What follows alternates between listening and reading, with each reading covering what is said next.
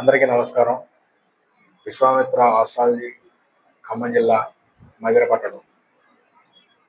ఈరోజు మనం ఈ వీడియోలో చెప్పుకునే టాపిక్ ఏంటంటే దశలు, ఒక వ్యక్తి జాతకంలో దశల పాత్ర చాలా కీలకం.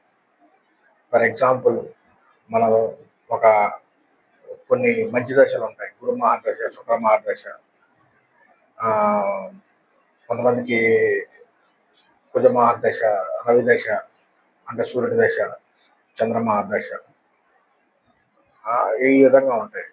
కానీ వాస్తవంగా సూర్య మహర్దశ అంటే రవి మహర్దశ 6 సంవత్సరాలు, చంద్ర మహర్దశ 10 సంవత్సరాలు, కుజ మహర్దశ 7 సంవత్సరాలు, రాహు మహర్దశ 18 సంవత్సరాలు, కేతు మహర్దశ 7 సంవత్సరాలు, గురు మహర్దశ 16 సంవత్సరాలు, శుక్ర మహర్దశ 20 సంవత్సరాలు, శని మహర్దశ 19 సంవత్సరాలు. ఈ విధంగా ఒక వ్యక్తి కానీ ఎవరైనా జాతకంలో ఈ విధంగా దశలు ఉంటాయి.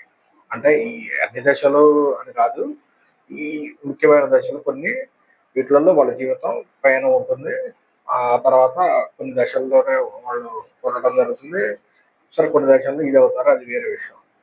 కానీ నేను చెప్పేది ఏంటంటే, ఈ దశలు ఎంత కీలకం అంటే ఆ దశ జరిగేటప్పుడు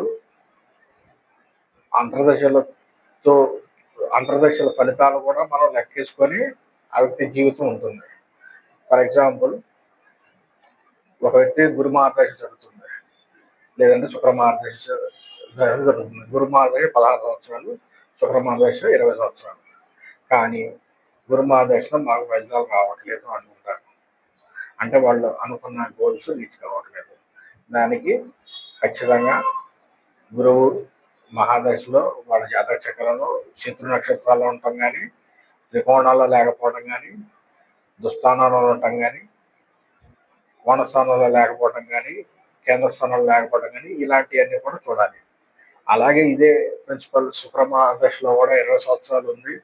మరి మా వాళ్ళు చెప్పారు, సరే చెప్పారు అంటే వాళ్ళకు కూడా అదే పరిస్థితి ఉంటుంది. సో దీనికి నేను చెప్పేది ఏంటంటే, దశ నడిచేటప్పుడు అది దుస్థానంలో ఉందా, కేంద్ర స్థానంలో ఉందా, కోణస్థానంలో ఉందా అనేది చూసుకోవడం, అది ఏ నక్షత్రాల్లో ఆ దశ నడుస్తుందో చూసుకోవడం, సరైన ఆస్ట్రాలజీని సంప్రదించి సరైన ప్రెడిక్షన్స్ తీసుకుంటే జీవితం మారుతుంది.